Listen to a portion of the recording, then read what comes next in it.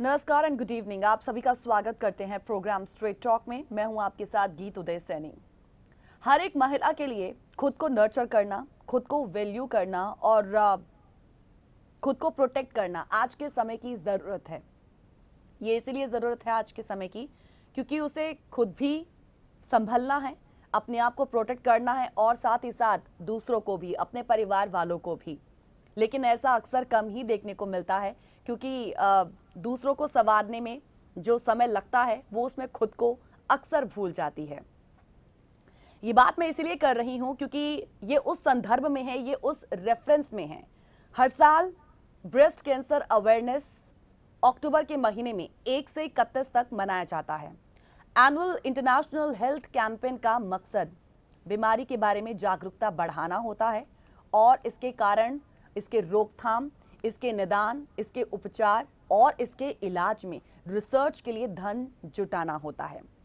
आपको शायद पता होगा गुलाबी रिबन, ये जो गुलाबी रिबन होता है ना, पिंक रिबन, ये स्तन कैंसर जागरूकता का एक इंटरनेशनल सिंबल है और दुनिया भर में हम देखते हैं कि कैंसर महामारी की तरह बढ़ता चला जा रहा है और उसका पूरी तरह से इलाज अभी भी साइंस के लिए एक, आप कह सकते हैं कि मिस्ट्री बना हुआ है। हालांकि ये भी कहा जा रहा है कि अगर इसका सही समय पर पता चल जाए तो लोगों की जान बचाई जा सकती है।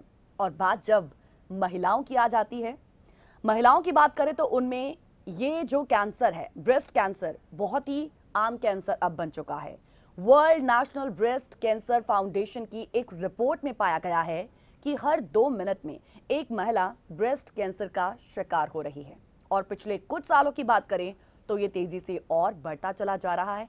लेकिन जिस तरीके से तेजी से ये बढ़ रहा है, जागरूकता उतनी ही बढ़नी ज़्यादा ज़रूरी है। 1 अक्टूबर से ये पूरा कहें ये शुरू हुआ है ब्रेस्ट कैंसर का जो एक कहें ओकेजन, खास ओकेजन जिसमें ज़्यादा से ज़्यादा अवेयरनेस बढ़ाए जाने की आज के समय की ज़रूरत है पूरी दुनिया में इनफैक्ट। और आज हम इसी पर बात करने वाले हैं और फोकस हमारा इसी पर रहेगा कि क्यों आखिर एक महिला को खुद को नर्चर करने की आज की समय की ज़रूरत है, खुद को वैल्यू करने की आज ज़रूरत है और खुद को प्रोटेक्ट करने की ज़रूरत है। उसी संदर्भ में आज के इस विषय पर हम बात करेंगे और इस इंटरैक्टिव डिस्कशन में हमारे साथ एक बहुत ही खास मेहमान भी जुड़ेंगी। चलिए आइए करते हैं शुरुआत आज के प्रोग्राम स्ट्रेट टॉक की। World national breast cancer foundation की एक रिपोर्ट में पाया गया है कि हर 2 मिनट में एक महिला ब्रेस्ट कैंसर की शिकार हो रही है और पिछले कुछ सालों में तेजी से बढ़ी जागरूकता के कारण कई महिलाओं की जान इससे बचाई गई है। लेकिन अभी भी दुनिया के कई हिस्से ऐसे हैं जहां इसके बारे में महिलाओं और पुरुषों में जागरूकता नहीं पहुंची है। वर्ल्ड हेल्थ ऑर्गेनाइजेशन के अकॉर्डिंग दुनिया भर में 2021 में 2.3 मिलियन महिलाएं ब्रेस्ट कैंसर की शिकार पाई गई और करीब 6,85,000 महिलाओं की मौत इसी वजह से हुई है। जबकि पिछले कुछ सालों से अवेयरनेस बढ़ने की वजह से 5 सालों में, पिछले 5 सालों की बात करें तो ये 7.8 मिलियन महिलाओं को इस कैंसर से बचाया भी गया है। बात जब भारत की आ जाती है तो भारत में महिलाओं को प्रभावित करने वाले कैंसर का सबसे आम रूप ब्रेस्ट कैंसर है और ये अनुमान है कि हर 29 में से एक महिला को उसकी पूरी जिंदगी में एक बार ब्रेस्ट कैंसर होता है। 2020 में भारत में कुल 1,78,000 महिलाएं ब्रेस्ट कैंसर से पीड़ित थीं और इनमें से 40% से ज्यादा महिलाओं में ब्रेस्ट कैंसर का पता उसके एडवांस स्टेज में जाकर होता है। मौजूदा महामारी के कारण अनेक बाधाएं हम देखते हैं कि हमारे और आपके सामने रही, पूरी दुनिया के सामने रही और इससे निदान में देरी हो रही है और उपचार के पालन में भी कमी आ रही है। नतीजतन हम जब रूरल एरियाज की बात करते हैं, ग्रामीण और शहरी इलाकों दोनों में सीमित जांच, बहुत ही लिमिटेड जांच और स्वास्थ्य के प्रति जो लापरवाही है, ये तमाम चुनौतियां आज बढ़ चुकी हैं और इन सभी रीजन से रोग के एडवांस स्टेज में मरीज के जीवित रहने की दर भी कम हो जाती है। आज बात जब हम ब्रेस्ट कैंसर जागरूकता महीने की कर रहे हैं, इसका महत्व बहुत इंपॉर्टेंट है क्योंकि ब्रेस्ट कैंसर जागरूकता महीने का लक्ष्य है लोगों में स्तन संबंधी कैंसर से जुड़ी तमाम जानकारियां उपलब्ध करवाना अर्ली स्टेज पर कैंसर का पता लगाने में उन्हें कैपेबल बनाना, और ये महीना हमें ये याद दिलाएगा या ये याद दिलाता रहेगा कि हर महिला और पुरुष को ब्रेस्ट कैंसर एग्जाम कराना कितना जरूरी है। और इसके अलावा ये हमें कैंसर के तमाम तरह के इलाज के बारे में जानने का भी एक मौका जरूर देता है। कुछ लोग ये भी सोच रहे होंगे कि पिंक अक्टूबर ये क्या है। पिंक अक्टूबर दुनिया भर में, से नाम पिंक अक्टूबर क्यों दिया गया है? दुनिया भर में देखिए 1 अक्टूबर से 31 अक्टूबर तक ये मनाया जाता है, और ये एक pharmaceutical company imperial chemical industries और अमेरिकन कैंसर सोसाइटी के बीच एक संयुक्त सहयोग के 1885 में स्थापित किया गया। और इसका मकसद जो है वो अक्टूबर के पूरे महीने को स्तन कैंसर से लड़ने के लिए एक शक्तिशाली हथियार के रूप में मेमोग्राफी को बढ़ावा देने के लिए समर्पित करना था। आज इस अभियान में दुनिया भर की सभी बड़ी संस्थानें जुड़कर बढ़ चढ़कर काम कर रही हैं और इससे जुड़ी हर तरह की अवेयरनेस को भी लोगों तक पहुंचा रही हैं। आमतौर पर स्तन कैंसर को सिर्फ महिलाओं से ही जोड़कर देखा जाता है, लेकिन सच्चाई ये भी है कि पुरुष भी इस गंभीर बीमारी की चपेट में आ सकते हैं। हालांकि स्तन कैंसर पुरुषों की तुलना में महिलाओं में ज्यादा कॉमन है। साथ ही महिलाओं के मुकाबले पुरुषों में स्तन टिश्यू की मात्रा भी काफी कम होती है, लेकिन इसका मतलब ये नहीं कि पुरुषों को स्तन कैंसर नहीं हो सकता। आंकड़ों को देखें तो हर साल 1% से भी कम पुरुषों को स्तन कैंसर होता है।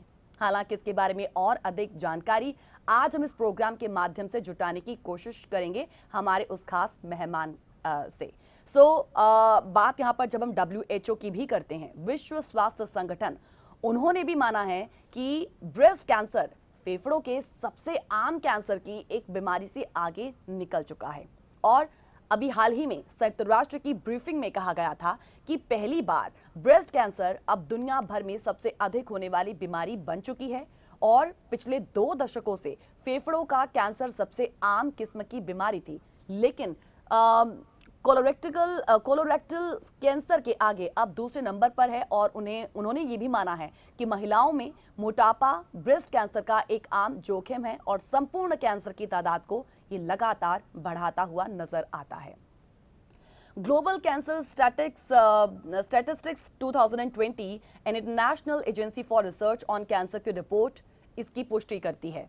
आमतौर पर सबसे ज्यादा पाया जाने वाला कैंसर के तौर पर ब्रेस्ट कैंसर फेफड़ों के कैंसर से आगे निकल चुका है, और 2020 में एक अनुमान के मुताबिक 19.3 मिलियन कैंसर के नए मामले सामने आए, और दुनिया भर में करीब 10 मिलियन लोगों की कैंसर के चलते जान चली गई। कुल मिलाकर अपने जीवन काल के दौरान 5 लोगों में से 1 को कैंसर होता है, और रिपोर्ट कहती है कि बीमारी से 8 पुरुषों में 1 और 11 महिलाओं में 1 को मौत का सामना तो करना ही पड़ता है।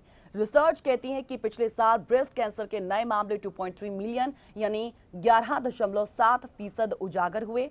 हालांकि फेफड़ों का कैंसर पिछले साल कैंसर से मौत का एक प्रमुख कारण रहा है। इन नटशेल आशंका जाहिर की गई है कि 2040 में 28.4 मिलियन कैंसर के नए मामले होने का एक बड़ा अनुमान है, यानी कि वैश्विक सतह पर 2020 के मुकाबले 47% की वृद्धि हो सकती है। और बताया जाता है कि कोरोना वायरस महामारी की वजह से कैंसर के इलाज में आज बाधाएं पैदा हो रही हैं, और ब्रेस्ट कैंसर का शुरू में पहचान हो जाने पर इलाज संभव होता है, लेकिन एक बार जब कैंसर फैलना शुरू हो गया तो इलाज ज्यादा पेचीदा हो जाता है और बीमारी को काबू करने में वर्षों लग सकते हैं। स्तन कैंसर भारत की समस्या नहीं, बल्कि विश्व के तमाम देशों में इनके जो मरीज हैं वो तेजी से बढ़ रहे हैं। इसके लिए ही जागरूकता अभियान भी चलाए जाते हैं। मैं यहाँ पर हॉलीवुड एक्ट्रेस एंजेलिना जॉली का जिक्र यहाँ पर करना चाहूंगी। उन्होंने सर्जरी करवाकर स्तन अलग करवा दिया था, क्योंकि उनके शरीर में स्तन कैंसर होने का 87% खतरा पैदा हो गया था। एंजेलिना जॉली ने अपने एक आर्टिकल में लिखा भी था कि मैं खुद को सशक्त महसूस करती हूँ कि मैंने ये फैसला लिया और इससे मेरे स्त्रीत्व में किसी तरह की कोई कमी नहीं आई है।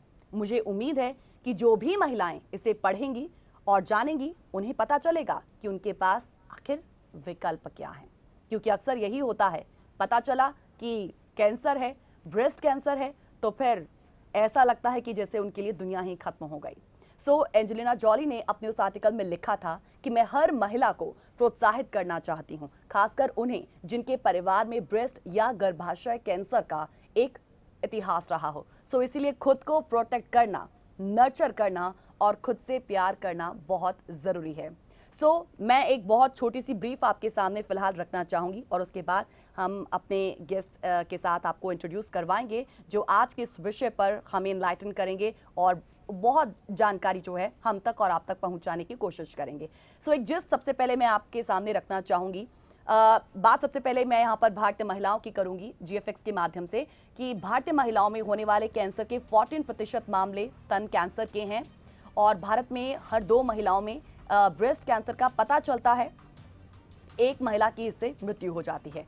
लगभग 50% मामले 25 से 50 की उम्र वाले लोगों में भारत में स्तन कैंसर होने पर जीवित रहने की दर काफ़ी कम है। बात जब अमेरिका की करें तो अमेरिका में 8 में से 1 महिला को अपने जीवन काल में इस कैंसर का पता चल जाता है। स्तन कैंसर के लिए सबसे महत्वपूर्ण जोखिम कारक महिला होना और उम्र बढ़ना है। अमेरिका में सभी स्तन कैंसर का लगभग 95% 40 वर्ष और उससे अधिक उम्र की महिलाओं में ये होता है। जो महिलाएं स्तन कैंसर की जांच करवाती हैं उनमें बीमारी से मरने का जो जोखिम है वो कम हो जाता है और इसके लिए भी आंकड़ा आया है और वो आंकड़ा 47% है। 1990 के बाद से ही स्तन कैंसर से होने वाली मौतों में कमी आई है और जल्दी पता लगाने, बढ़ती जागरूकता और नए उपचार विकल्पों को इसका जो क्रेडिट है वो जाता है। और अमेरिका की बात करें, आज अमेरिका में 35 लाख से अधिक स्तन कैंसर सर्वाइवर हैं। अमेरिका में हर 2 मिनट में 1 महिला को स्तन कैंसर का पता चलता है। दुनिया में हर मिनट कहीं ना कहीं ब्रेस्ट कैंसर से 1 महिला की मौत हो जाती है। एट द एंड मैं ये भी कहूँगी कि एक आदमी के जीवन भर में स्तन कैंसर का जोखिम 1000 में लगभग 1 होता है। फिलहाल एक छोटे से ब्रेक के लिए हम यहाँ पर रुकेंगे और जल्द लौटेंगे प्रोग्राम स्ट्रेट टॉक में और बहुत ही खास एक इंटरेक्टिव डिस्कशन होगी और चाहेंगे कि आप भी उसमें हिस्सा जरूर लें। फिलहाल एक छोटे से ब्रेक के लिए यहाँ पर रुक रहे हैं, जल्द लौटेंगे। Welcome back after the break. आप देख रहे हैं प्रोग्राम स्ट्रेट टॉक और पिंक अक्टूबर मंथ की आज बात हो रही है और कल कहीं देर ना हो जाए, ये बहुत ज़रूरी है। आज हम उन वजहों पर एक बार फिर से गौर करना चाहेंगे या हमें गौर करना भी चाहिए जो ब्रेस्ट कैंसर का जोखिम बढ़ा सकती है। आखिर जानकारी ही तो बचाव है और आज हम आपको बता रहे हैं कि स्तन कैंसर के दौरान आपके शरीर में होने वाले बदलाव यानी इससे जुड़े संकेत जिन्हें देखते ही हमें अपने डॉक्टर से कांटेक्ट करना ज़रूरी है। इस पर और ज़्यादा जानकारी के लिए आज हमारे साथ बहुत ही खास मेहमान इस वक्त हमारे साथ जुड़े हुए हैं। मैं इंट्रोड्यूस करवाना चाहूँगी डॉक्टर नमिता ग्रोवर, गायनेकोलॉजिस्ट हैं जो आज हमारे साथ इस प्रोग्राम के माध्यम से जुड़ी हैं। नमस्कार मैम, बहुत बहुत स्वागत है आपका प्रोग्राम स्ट्रेट टॉक में। Thank you so much for being here with us. Thank you so much ma'am. नमस्ते गीत, good morning. Good morning ma'am.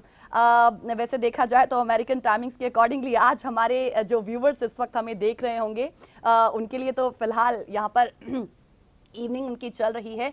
Doctor Namita, आज क्योंकि हम सेलिब्रेशन तो देखिए 1 महीने से ही हो रहा है इसको लेकर और एक अवेयरनेस जो है इस प्रोग्राम को लेकर दुनिया भर में आज हो रही है। भारत में भी कुछ ऐसी ही सिचुएशन है और विदेशों में भी कुछ ऐसी ही सिचुएशन है। डॉक्टर नमिता जी, आज बहुत से ऐसे सवाल हैं जिस पर आज हम आपके साथ बात करना चाहेंगे और ज़्यादा जानकारी आपके साथ जुटाना चाहेंगे क्योंकि देखिए जब बात महिलाओं की आ जाती है, महिलाओं से जुड़ी किसी भी तरीके की बीमारी हो जाती है तो हर एक में सिर्फ एक ही कारण होता है और वो सबसे बड़ा कारण वजह जो होती है वो यही होती है कि खुद का ध्यान वो नहीं रख पाती हैं। दैट इज़ वाई खुद को नर्चर करना, वैल्यू करना, प्रोटेक्ट करना, जो मैं बार बार इस प्रोग्राम के माध्यम से कह रही हूँ, ये सबसे ज़्यादा ज़रूरी है। इसी वजह से क्योंकि ज़्यादा बीमारी उत्पन्न होती हैं क्योंकि जब खुद का ध्यान नहीं रखा जाता है, जब ध्यान रखा जाएगा कुछ हद तक हम अपने आप को काफ़ी प्रोटेक्ट कर पाएंगे। बहुत से ऐसे सवाल हैं जो आज हम आपसे करना चाहेंगे और चाहेंगे कि आप उन्हें एलाबोरेट करें। लेकिन सवाल आपसे करने से पहले अपने व्यूवर्स के लिए भी एक अपील है कि देखिए किसी भी बात को लेकर या किसी भी बीमारी की आप जब हम बात करते हैं, क्योंकि आज भी हम एक बीमारी की ही बात कर रहे हैं, कुछ ऐसे मिथ होते हैं जिनका डिबंक हो जाना बहुत ज़्यादा ज़रूरी हो जाता है। सो यदि हमारे व्यूअर्स जो इस वक्त हमें देख रहे हैं, महिलाएं हमें देख रही हैं, क्योंकि ये बीमारी जो है वो पुरुषों में भी उत्पन्न हो सकती है। सो यदि आपके मन में किसी भी तरीके का कोई सवाल हो, आप हमसे आज के इस विषय पर कुछ कहना चाहें, सो आप हमें कॉल कर सकते हैं। यदि आप अपने सवालों का उत्तर जानना चाहते हैं, हमारे साथ आज डॉक्टर नमिता ग्रोवर इस वक्त हमारे साथ मौजूद हैं। आप उनसे सवाल कर सकते हैं और उस पर अपना जो जवाब है वो पा सकते हैं। सो हमें कॉल कीजिएगा, इस इंटरैक्टिव डिस्कशन का आप हिस्सा ज़रूर बनिएगा। सो ये आपसे अपील थी। चलिए अब now back to doctor Namita Grover ji. Ma'am, सबसे पहले तो मैं आपसे यही जानना चाहूँगी कि देखिए, सबसे इम्पॉर्टेंट चीज़ यही हो, चाहे किसी भी चीज़ को लेकर अवेयरनेस हो, ये अवेयरनेस क्यों इम्पॉर्टेंट हो जाती है, and when it comes to breast cancer awareness, why it is so important, क्यों इसकी अवेयरनेस सबसे ज़्यादा आज ज़रूरत है? गीत, बहुत अच्छे से आपने एक्सप्लेन किया है कि कितनी इंसिडेंट्स है इंडिया में और वर्ल्ड में, और कितनी औरतें इस बीमारी से पीड़ित हैं और पोटेंशियल रखती हैं कि 2040 तक पीड़ित हो सकती हैं। तो जाहिर है कि इंसिडेंस इतनी ज्यादा है और इतने लाखों की तादाद में अगर औरतें इस बीमारी से अफेक्ट हो सकती हैं, और इसका इलाज भी तभी पुख्तिया तौर पे पॉसिबल है जब ये अर्ली डिटेक्शन हो। तो अर्ली डिटेक्शन एक की अंडर नोट है इस बीमारी को लेते हुए, और अर्ली डिटेक्शन के लिए हम पेशेंट्स को या औरतों को इन जनरल कैसे समझा सकते हैं, कैसे मोटिवेट कर सकते हैं, वो ही एक हमारे उसके लिए एक नींव बनाती है कि हमारे आगे के केसेस कम से कम हो। उसके लिए हम सजेस्ट ये करते हैं कि पेशेंट खुद अपनी ब्रेस्ट को एग्जामिन करे, स्पेशली पीरियड्स के बाद। जैसे पीरियड्स खत्म हो गए, उसके मेंसेस खत्म हो गए, तो तब नहाते वक्त वो कहा जाता है कि बाथरूम में अगर आपके पास शीशा है तो शीशे के आगे खड़े हो जाइए, अगर शीशा नहीं भी है तो भी आप बैठिए बेड के ऊपर और लेटिए, और 4-5 किस्म से अपनी ब्रेस्ट को पैल्पेट करना है, फील करना है, महसूस करना है, लेट के बाह को ऊपर उठा के और बाह को नीचे रखते हुए और बाह के अंदर बगल तक हाथ को महसूस करते हुए कि कोई गांठ तो नहीं है। आपको सबसे पहले जो ब्रेस्ट के ऊपर की स्किन है, जो चमड़ी है, उसको देखना है, उसे इंस्पेक्ट करना है कि कहीं से कोई इकट्ठा तो नहीं हो रही है चमड़ी, कहीं किसी चमड़ी के हिस्से का रंग तो नहीं बदल रहा है, कहीं लाल तो जरूरत से ज्यादा नहीं हो रही है, कहीं कालापन तो नहीं पड़ रहा है, निपल्स का स्ट्रक्चर ठीक है, निपल्स कहीं अंदर की तरफ तो नहीं मुड़ गई हैं, निपल्स को प्रेस करने से कहीं कोई दूध या कोई हरे रंग का या पीले रंग का डिस्चार्ज तो नहीं निकल रहा है, निपल्स के आसपास कोई एबनॉर्मल खुजली तो नहीं हो रही है, निपल्स के आसपास कोई ग्रोथ तो नहीं हो रही है। तो ये निपल्स के आसपास के एरिया और निपल्स को केंद्रित रखते हुए हमें जो देखना है वो निपल्स के खुजली, निपल्स के स्किन, निपल्स का इन्वर्ट होना, निपल्स का रिट्रैक्ट होना और निपल्स की शेप में फेरबदल होना है। फिर ब्रेस्ट इन जनरल में कोई सा आपको लंप तो नहीं महसूस हो रहा। ये कहा जाता है कि फ्लैट ऑफ द हैंड, ऐसे फ्लैट ऑफ द हैंड से ऐसे पैल्पेट करना है अपनी ब्रेस्ट को, और ऐसे ऐसे करके नहीं पैल्पेट करना, क्योंकि ऐसे करने से हम गलत कोई सी चीज को इमेजिन कर सकते हैं। फ्लैट ऑफ द हैंड से पैल्पेट करना है, ब्रेस्ट को पूरी चारों तरफ से पैल्पेट करना है, और पैल्पेशन ब्रेस्ट के साथ साथ बगल तक जाना चाहिए, क्योंकि गांठें बगल में भी हो सकती हैं। लिम्फ नोड्स हमारे बगल में होते हैं जो कि ब्रेस्ट के एरिया को ड्रेन करते हैं, तो वो एरिया को भी हमें देखना जरूरी है। जाहिर है कि हम इसको ब्रा उतार के, बिल्कुल अपने कपड़े उतार के ही हम इस चीज को एग्जामिन कर सकते हैं। शीशे के आगे करेंगे तो बेटर है, लेकिन शीशा नहीं भी है तो भी कोई समस्या नहीं है। पीरियड्स के बाद इसलिए करने के लिए कहा जाता है क्योंकि हार्मोन्स की जो तादाद होती है हमारी बॉडी में वो कम हो जाती है। तो जब कम हो जाती है तो हार्मोन्स का एक्शन ब्रेस्ट पे कम होता है, तो हम सही से ब्रेस्ट के टिश्यू को फील कर सकते हैं, और उससे हमारे अगर कोई एबनॉर्मल ग्रोथ है तो वो पिक होने के चांसेस बेटर होते हैं। ये तो हो गया patient self self examination, examination जी। जो कि नमिता जी, हम मैं यहाँ पे आपको रोकना जरूर चाहूंगी। मैं ओवरऑल सिचुएशन की यदि बात करती हूँ, मैं वर्ल्ड वाइडली जब बात करती हूँ, ये क्योंकि पूरा एक महीना सिर्फ अवेयरनेस लोगों तक पहुंचाना है, खासकर महिलाओं तक पहुंचाना है, क्योंकि इस प्रोग्राम के माध्यम से ही मैं बार बार कह रही हूँ कि यूजुअली क्या होता है कि एक एक परसेप्शन बन चुका है कि महिलाएं एक छोटी से छोटी बीमारी को भी नजरअंदाज कर देती हैं। वो कहती हैं कि चलिए ठीक है, अपने आप ये हो जाएगा, क्योंकि बाय गॉड गिफ्टेड इतनी सहन शक्ति होती है उनमें कि किसी भी बीमारी को वो इनफैक्ट वो सहन कर लेती हैं, दर्द को वो सहती रहती हैं। लेकिन जब बीमारी बहुत ज़्यादा आगे बढ़ जाती है तब उसे रोक पाना उन महिलाओं के लिए जो है वो काफ़ी ज़्यादा मुश्किल हो जाता है, इनफैक्ट डॉक्टर्स के लिए काफ़ी ज़्यादा मुश्किल हो जाता है। So in nutshell what I want to say कि एक सिचुएशन की मैं बात करना चाहूँगी यहाँ पर, क्योंकि मैंने सवाल आपसे किया था कि अवेयरनेस इतनी इंपॉर्टेंट क्यों है। एक महीने तक हम पूरी अवेयरनेस लोगों तक पहुंचाते हैं। नमिता जी, आपको लगता है कि जो मकसद, जिस मकसद से ये अवेयरनेस प्रोग्राम एक महीने तक चलाए जाते हैं और उस एक महीने के अलावा भी ऐसे अवेयरनेस प्रोग्राम वर्ल्ड वाइडली चलते ही रहते हैं, क्या हम उस मकसद में कामयाब हो पाए हैं? अगर हम ओवरऑल सिचुएशन की बात करें, इस बीमारी की बात करें महिलाओं में। देखिए, इंसिडेंट्स तो नहीं कहती कि कम हुए हैं पेशेंट्स ओके। या कम हुआ है, जैसे आप अवेयरनेस लेकिन करनी जरूरी है, ये हमारा एक ऑनगोइंग प्रोसेस है। हर चीज के लिए हमें अपने मकसद के लिए लगातार अग्रसर रहना ही पड़ेगा। उसके बिना तो हम अपने टारगेट्स को अचीव नहीं कर सकते। लेकिन यस, डेफिनेटली अवेयरनेस जनरेट करना सिर्फ एक महीने का काम नहीं है। एक महीने में तो हम उसको एक डेडिकेट कर दिया हमने अक्टूबर के महीने को, और ताकि हम उस पे सेंसिटाइज करें और पब्लिसिटी हो इस चीज की। But day in and day out on a daily basis हमें अवेयरनेस, वी एज डॉक्टर्स और जो लर्नेड लोग हैं जिनको पता है, वो अपने इर्द गिर्द की 4-5 औरतों को भी अगर 15 दिन में एक बार ये सेंसिटाइज करें तो ये एक चेन रिएक्शन की तरीके से बढ़ सकता है और बढ़ना चाहिए भी। और ये अवेयरनेस सिर्फ एक महीने तक सीमित रहने का काम नहीं है।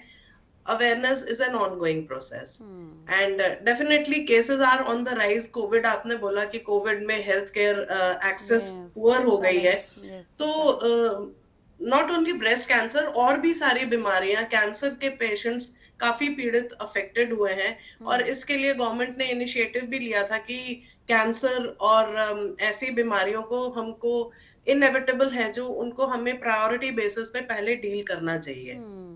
So government is also taking initiatives. आपने सेल्फ एग्जामिनेशन के बारे में बड़ा अच्छे से बताया, लेकिन हम यहाँ पर सबसे पहले आपसे ये भी जानना चाहेंगे कि ठीक है, सेल्फ एग्जामिनेशन क्या, लेकिन सेल्फ एग्जामिनेशन से पहले कुछ ऐसे सिम्टम्स भी हैं जो हम फील नहीं कर पाते हैं।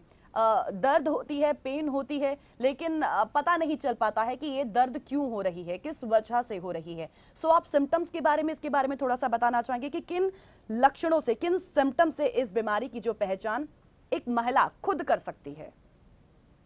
देखिए, एबनॉर्मल ब्रेस्ट डिस्चार्ज, ब्रेस्ट में से एबनॉर्मल डिस्चार्ज हो, जैसे कि मैंने आपको बताया कि या मिल्क निकल रहा हो, दूध निकल रहा हो, या पीले रंग का कोई डिस्चार्ज हो रहा हो, या हरे रंग का कोई डिस्चार्ज, किसी भी किस्म का एबनॉर्मल डिस्चार्ज। नॉर्मली अगर माँ दूध नहीं पिला रही है, कोई लेडी ब्रेस्ट फीड नहीं कर रही है, तो डिस्चार्ज एबनॉर्मल है। कोई सा भी डिस्चार्ज एबनॉर्मल है। तो कोई भी डिस्चार्ज विच इज एबनॉर्मल अगर लेडी नोट करती है तो उसे डॉक्टर को कंसल्ट करना है, पहली चीज।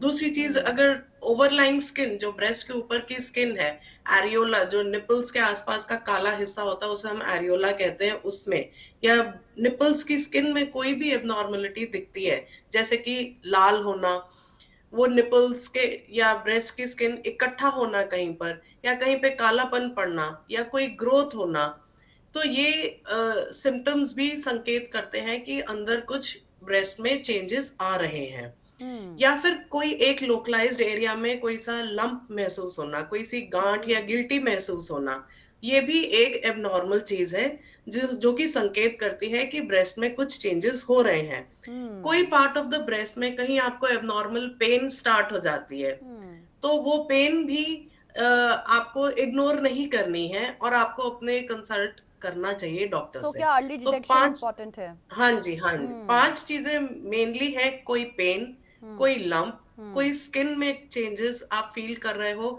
या निपल्स में से एबनॉर्मल डिस्चार्ज, निकल या रहा। कोई ग्रोथ। ठीक ठीक है। सवाल और भी बहुत सारे हैं और उनका जवाब आपसे जरूर जानेंगे, लेकिन फिलहाल एक छोटे से ब्रेक के लिए प्रोग्राम स्ट्रेट टॉक में रुक रहे हैं। जल्द लौटेंगे ब्रेक के बाद। Welcome back after the break. आप देख रहे हैं प्रोग्राम स्ट्रेट टॉक और पिंक अक्टूबर मंथ के तहत आज ब्रेस्ट कैंसर से जुड़ी हर छोटी से छोटी जानकारी आज जुटाने की कोशिश कर रहे हैं, आप तक पहुंचाने की कोशिश कर रहे हैं। डॉक्टर नमिता, एक बार फिर से आपका स्वागत करते हैं प्रोग्राम स्ट्रेट टॉक में। ब्रेक में जाने से पहले, क्योंकि आपने सेल्फ एग्जामिनेशन के बारे में, इसकी इम्पोर्टेंस के बारे में हर जानकारी जो है हम तक पहुंचाने की कोशिश की है, हमारे व्यूवर्स तक पहुंचाने की कोशिश की है।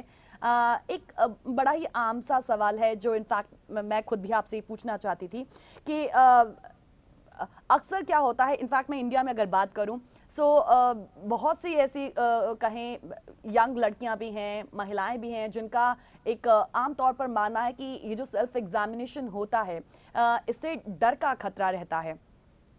ये एक मिथ के तौर पर क्योंकि सामने आया है और उस मिथ को डिबंक करना बड़ा ज़रूरी है। सो क्या वाकई ऐसा है? इसके बारे में थोड़ा सा हमें इलाबोरेट करें। नहीं, बिल्कुल नहीं है। ब्रेस्ट सेल्फ एग्जामिनेशन शरीर का हिस्सा है। ये स्तन जो हम औरतों का शरीर का हिस्सा है। जैसे हम अपने चेहरे को छूते हैं, हम अपनी बाहों को, हाथों को क्रीम लगाते हैं, मसाज करते हैं, दिन रात हम अपने आप को शीशे में देखते हैं, तो ये हमारे शरीर का एक अभिन्न अंग है। और इसको छूने में और इसको एग्जामिन करने में और इससे जुड़ी समस्याओं को भी हमें उतनी ही नेचुरली लेना है जैसे कि बाकी चीजों की समस्याओं को लेना है। हम्म जैसे पेशेंट्स हैं, वो हमारे पास आते हैं कि हमें सफेद पानी जा रहा है, तो वो भी उन नीचे के रास्ते वेजाइनल डिस्चार्ज है, तो वो भी उनके बॉडी का हिस्सा है। जिस तरीके से वो ओपनली उस चीज के लिए आके हमसे कंसल्ट करते हैं, तो ब्रेस्ट सेल्फ एग्जामिनेशन और उससे संबंधित समस्याओं के लिए कंसल्ट करने में कोई आपत्ति की बात नहीं है। यदि महिलाओं, हाँ, इनफैक्ट इसको नॉर्मली हमें लेना है, क्योंकि it is part of our body, हमारे शरीर का एक हिस्सा है, और हमें इसको उतनी ही इम्पोर्टेंस देनी है जैसे बाकी चीजों को हाँ, देनी है। Even if you are diagnosed with the same problem, यदि किसी महिला में ये पाया जाता है और वो सेल्फ एग्जाम करे, सो इससे किसी भी तरीके का कोई डर नहीं है। नहीं, ये तो अपने हाथों से ही छूना है हमने अपने बॉडी को।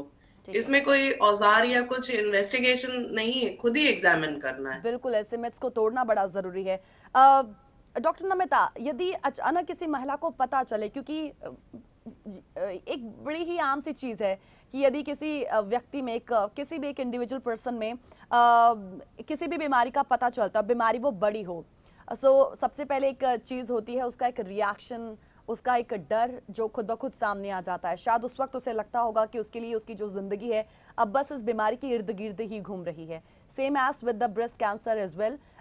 यदि किसी महिला को पता चल जाए कि उसे ये दिक्कत है, उसे ये प्रॉब्लम है, सबसे पहले घबराने की बजाय उसे उसे लड़ा कैसे जाए, ये बड़ी इंपॉर्टेंट चीज़ है। हम चाहेंगे कि आप इस पर थोड़ी सी रोशनी डालें, थोड़ा सा प्रकाश डालें।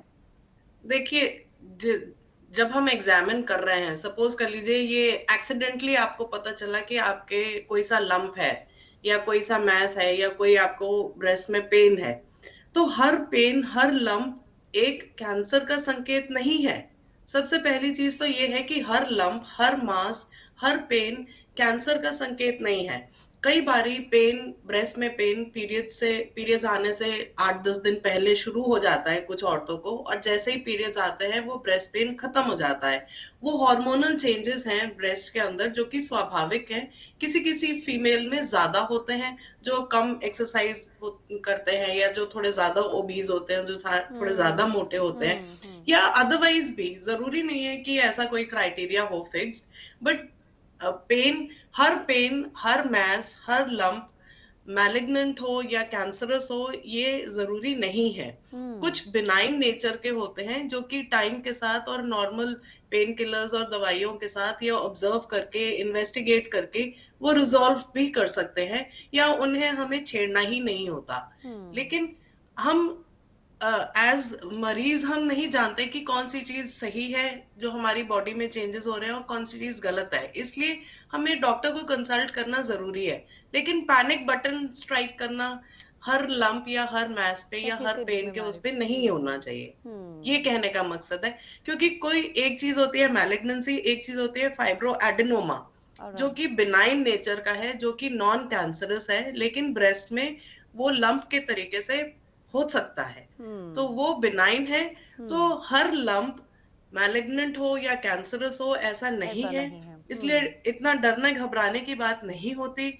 हर दर्द ब्रेस्ट में कैंसर के ही रूप में प्रेजेंट करे ऐसा नहीं ऐसा भी होता। नहीं है। कुछ हम्म। मेंस्ट्रुअल साइकिल से भी रिलेटेड होता है कि पीरियड से पहले दर्द है औरतों को, तो वो पीरियड्स खत्म होने के बाद रिजॉल्व कर जाते हैं। लेकिन हमें चाहिए कि हमें एक बारी कंसल्ट कर ले, ताकि हम डॉक्टर्स इन्वेस्टिगेट करा ले और पेशेंट को भी रीअश्योर कर दें कि हाँ, आपका इन्वेस्टिगेशन ठीक आया है।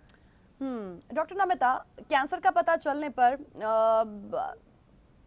क्योंकि एक कहें कीमोथेरेपी सेशन जो है वो शुरू होता है, लाइफ को और एक्सटेंड करना, बीमारी को थोड़ा सा बीच में रोकने की कोशिश करना क्लिनिकली।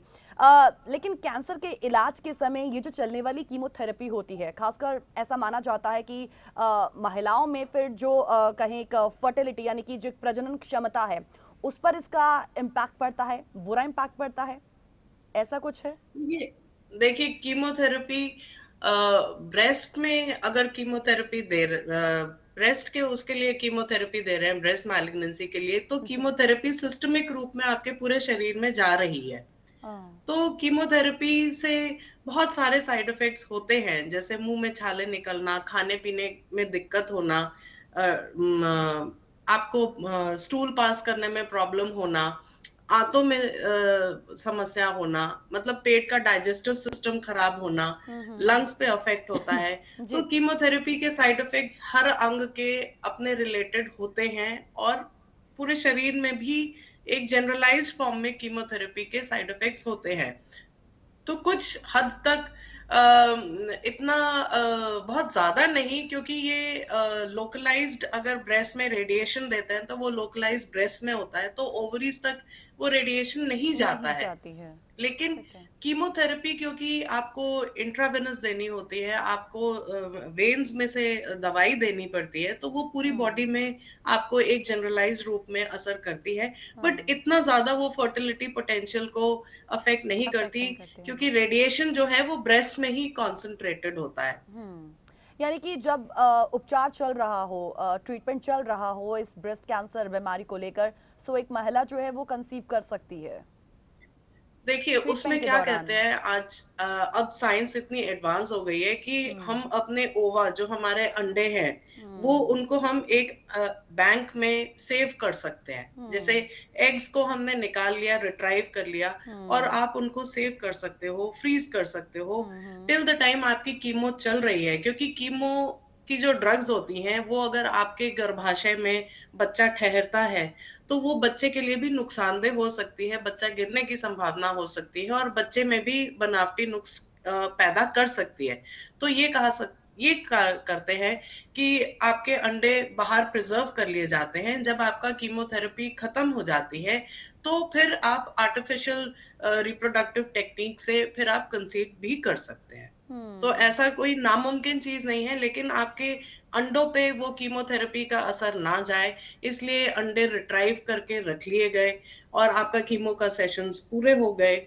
उसके बाद आपके एग्स फ्रोजन हैं, वो सेव्ड हम्म। हैं। फिर हम्म। आपका एक आर्टिफिशियल टेक्निक से, आपके अपने ही अंडों से आपके बच्चे जाइगोट बना के आपके ही गर्भाशय में उसको इम्प्लांट कर दिया जाता है। Let's talk about mammography also. इसके बारे में बहुत ज़्यादा जानकारी खैर क्योंकि अक्सर ये कहा जाता है कि when it comes to India, mammography जो है वो भारत के लिए सही टूल नहीं है। नहीं, मैमोग्राफी एक अर्ली डिजीज को पिक करने के लिए एकमात्र साधन है, और आजकल तो मोबाइल मैमोग्राफी वैन्स हर तरफ चल पड़ी हैं। कितने एनजीओज, गवर्नमेंट, मेन हॉस्पिटल्स, हर कोई अपना मैमोग्राफी यूनिट है उन लोगों के पास। तो ये एक बहुत इम्पोर्टेंट कीस्टोन है हमारे मैनेजमेंट के लिए, क्योंकि एक बीमारी को पकड़ने के लिए या सस्पेशन होने के लिए मैमोग्राफी एक बेसिक टेस्ट है। तो क्या ये हर कहीं क्लिनिकल अवेलेबल होता है?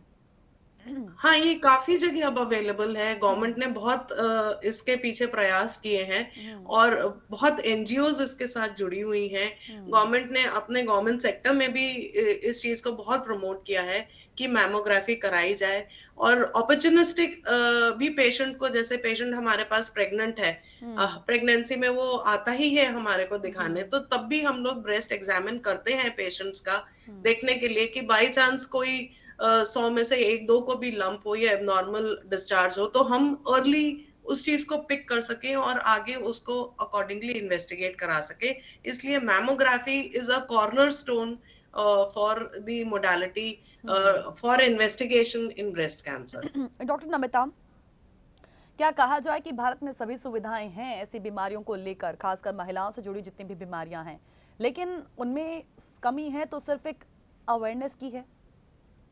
अवेयरनेस की कमी है, लेकिन जो बहुत लोअर तबका है वो इस चीज के लिए सिग्निफिकेंट इस चीज को नहीं मानते और इस चीज को तुरंत से इस चीज पे अटेंड करें अपनी प्रॉब्लम्स को। जैसे आपने भी बोला कि हम अपनी ही प्रॉब्लम्स को बैक सीट कर देते हैं, हमारे लिए फैमिली, ये सब चीजें, सोशल कॉजेज हमारे लिए ज्यादा इंपॉर्टेंट हो जाते हैं। हम्म। दूसरा, आउटरीच फैसिलिटीज, जो विलेजेस में आउटरीच हेल्थ केयर सर्विसेज, वो अभी भी अटेंशन मांगती हैं। हम्म। तो so these are two problem and zones. How do you see this things के इंडिया की, खासकर जब मैं बात करती हूँ, कुछ ऐसी बीमारियां हैं जिन पर से महिलाओं का एक अलग ही परसेप्शन रहता है कि वो ज़्यादा डिस्कस नहीं करती हैं, not even with the family as well, ना अपने हस्बैंड के साथ, ना अपने परिवार वालों के साथ, किसी के साथ भी। और जब बात ब्रेस्ट कैंसर की आ जाए तो इसको लेकर भी कुछ ऐसा ही है कि एक शर्म जो है ना वो बीच में आ जाती है। इसको आप किस तरीके से देखते हैं और इस सिचुएशन को आप किस तरीके से देखते हैं? ये इस सिचुएशन, ये एक तभी मैं आपको ये कह रही हूँ कि जैसे पेशेंट हमारे पास किसी और रीजन से आया ओपीडी में, या किसी भी हेल्थ केयर वर्कर के पास कोई पेशेंट किसी और बीमारी से आया, तो हमें वो अपॉर्चुनिटी लूज नहीं करनी चाहिए कि हम उसको ब्रेस्ट कैंसर या ब्रेस्ट एग्जामिन करें। और अगर हम उसे सेंसिटाइज करते हैं कि वो अब हमारे को दिखाने के बाद अपने पास घर पे जाके अपना रेगुलरली भी देखती रहे, तो वो एक अपॉर्चुनिटी हम सीज करते हैं और हम्म। हम उस अपॉर्चुनिटी को लेके हम पेशेंट को सेंसिटाइज कर सकते हैं। और हम्म। सोसाइटी एट लार्ज में हम कैंप्स होल्ड करते हैं हम्म। और लेक्चर्स लेते हैं, कम्युनिटी लेक्चर्स होते हैं। और हम्म। एक पेशेंट भी अगर मोटिवेट होता है, एक लेडी भी जो मोटिवेट होती है, तो वो तो आगे उसे और और 10 मोटिवेट, औरतों को समझा दैट्स सकती रियली है, इम्पोर्टेंट। ताकि वो एक message far and loud spread किया जा सके, एक चेन रिएक्शन की तरह। तो awareness is a constant process and it needs to be done. उसको हम रोक नहीं सकते, वो एक कांस्टेंट हमारे सिस्टम में आना जरूरी है। Doctor Namita, at last pink October month is at its and और ऑलमोस्ट इसका समापन अब होने वाला है। 31 अक्टूबर अब बहुत नज़दीक है। सो हमने इस विषय पर भी आज बात कर ही ली इस प्रोग्राम के माध्यम से आपके साथ और बहुत सारी जानकारी जुटा ली। एक मैसेज, एक संदेश की बात आपने भी की, जिक्र उसका किया। सो एट लास्ट हम आपसे भी इस पिंक अक्टूबर मंथ, खासकर दुनिया भर की उन महिलाओं के लिए आप क्या संदेश देना चाहेंगी? सबके लिए यही संदेश है कि प्लीज अपनी हेल्थ को प्रायोरिटी रखिए, क्योंकि आप ठीक हैं तो ही आप अपने परिवार, अपनी फैमिली का ख्याल रख सकते हो। और females, they are an important access for the society. तो we do not want unnecessary health burden हमारे देश पे हम हमारी इग्नोरेंस की वजह से पड़े। तो ये एक ऐसी चीज है जो कि हम प्रिवेंट कर सकते हैं और टाइमली हम डिटेक्ट कर सकते हैं। तो टाइमली डिटेक्शन और अर्ली प्रिवेंशन, जिस चीज का हमारे हाथ में है वो चीज, तो वो चीज को हमें ऐसे दरकिनारे नहीं करना है और हमें उस पे ध्यान देना है। और कुछ नहीं करना, आपने सिर्फ ब्रेस्ट एग्जामिन करना है अपना, और इसमें कोई प्रॉब्लम की बात नहीं है। और अगर कोई आपको कंसर्न लगता है ब्रेस्ट में, तो तुरंत से जाके अपने हेल्थ केयर वर्कर को कांटेक्ट करिए। इसमें झिझकने की बात नहीं है और इसमें हर चीज कैंसर है ये भी नहीं है। तो नॉर्मल दवाइयों से भी दर्दें ठीक हो जाती हैं और हार्मोन चेंज होता है तब भी ब्रेस्ट में पेन होता है। तो डरना नहीं है और अपनी प्रॉब्लम को बैक सीट नहीं करना है, अपनी प्रॉब्लम को अटेंड करना है। और प्लीज हेल्थ केयर वर्कर को टाइमली आप कांटेक्ट करना जरूरी है। We can say cancer is tough, but so are the women as well. या हाँ, thank you so that's much true. Doctor Namita, इतनी अच्छी जानकारी हम तक पहुंचाने के लिए, हमें इनलाइटन करने के लिए, और हम ये भी उम्मीद करते हैं कि हमारे व्यूअर्स तक भी इंपॉर्टेंट जानकारी पहुंची ज़रूर होगी। Thank you so much for being here with us, इतनी अच्छी जानकारी हम तक पहुंचाने के लिए। Thank you so thank much इस प्रोग्राम में माय हमारा साथ प्लेजर, देने माय के लिए। Pleasure, thank you so much ma'am, my thank you so pleasure, much. My pleasure. जी, तो चलिए इसी नोट के साथ अब आपसे भी इजाजत लेंगे, लेकिन एट लास्ट हम भी यही कहेंगे, क्योंकि breast cancer pink October month is at its and, और एट लास्ट मैसेज इस प्रोग्राम के माध्यम से हमने पहुंचाने की कोशिश की है। और फिर यही कहेंगे कि चेंज कहते हैं ना कि महिलाएं जब उनके लाइफ में भी इस तरीके की, स्पेशली खास जब कोई बीमारी से वो पीड़ित हों, ग्रसित हों, तो उनकी लाइफ में एक बड़ा चेंज आ जाता है। सो चेंज से वो अक्सर कहते हैं कि घबराती हैं, लेकिन फिर वही बात, जैसा मैंने डॉक्टर नमिता को भी कहा कि कैंसर टफ ज़रूर है, हर बीमारी टफ ज़रूर होती है किसी भी व्यक्ति के लिए, बट इन नेचर जब हम विमेन की बात करते हैं, सो बाय गॉड ग्रेस ही भगवान ने उन्हें इतना स्ट्रॉन्ग बनाया है कि वो हर किसी सिचुएशन से लड़ ही लेती हैं। सो या, breast cancer it can change your life, but कहते हैं ना कि सम चेंजेस आर ब्यूटीफुल।